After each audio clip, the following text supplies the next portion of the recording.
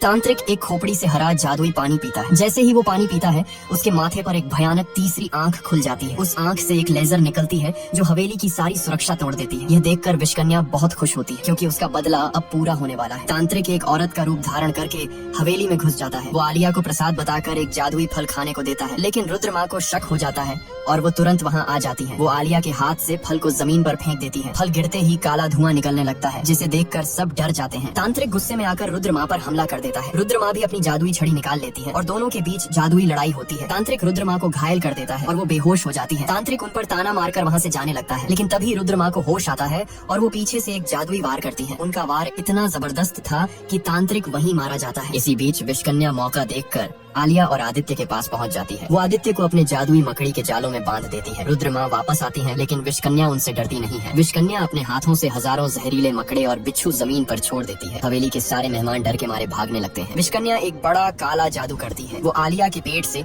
उसके अजन्मे बच्चे को खींचकर एक मटके में कैद कर लेती है। विषकन्या उस बच्चे की बलि चढ़ाकर अपने मरे हुए पति को जिंदा करना चाहती है। यह कहकर विषकन्या वहाँ से गायब हो जाती है और रुद्र माँ आदित्य को आजाद करती है। अब उन्हें विषकन्या को रोकना है, वरना बहुत देर हो जाएगी। रुद्र माँ ध्यान लगाती है और विषकन्या का पता खोज लेती है। वो आदित्य और आलिया का हाथ पकड़ती है और पल भर में उन्हें टेलीपोर्ट कर देती है। वो लोग विषकन्या की गुफा के पास पहुँचते हैं, लेकिन वहाँ एक खतरनाक कबीला रहता है। कबीले वाले उन पर जहरीले तीर से हमला करते हैं और तीनों बेहोश हो जाते हैं। जब उन्हें होश आता है तो वो कबीले के सरदार के सामने होते हैं। आलिया रोते हुए हाथ जोड़कर सरदार से कहती है कि विषकन्या ने उसका बच्चा चुरा लिया है। सरदार हंसने लगता है और कहता है, तुम मामूली इंसान होकर विषकन्या से लड़ोगे। दूसरी तरफ विषकन्या अपने जादू से ये सब कुछ देख रही होती है। वो उन सबको मारने के लिए नर्क से एक खूंखार शैतानी बाघ को बुलाती है। सरदार उन्हें कबीले से बाहर निकालने ही वाला होता है कि तभी वो बाघ वहाँ आ जाता है। कबीले वाले अपने भाले से उस पर वार करते हैं, लेकिन बाघ पर कोई असर नहीं होता। आदित्य हिम्मत करके बाघ से लड़ने जाता है पर बाघ उसे एक पंजे में दूर फेंक देता है। अब बाघ आलिया को खाने के लिए उसकी तरफ दौड़ता है। रुद्र माँ तुरंत अपना जादुई लॉकेट आलिया की तरफ फेंकती है, जिससे आलिया की तीसरी आंख खुल जाती है। आलिया की तीसरी आंख से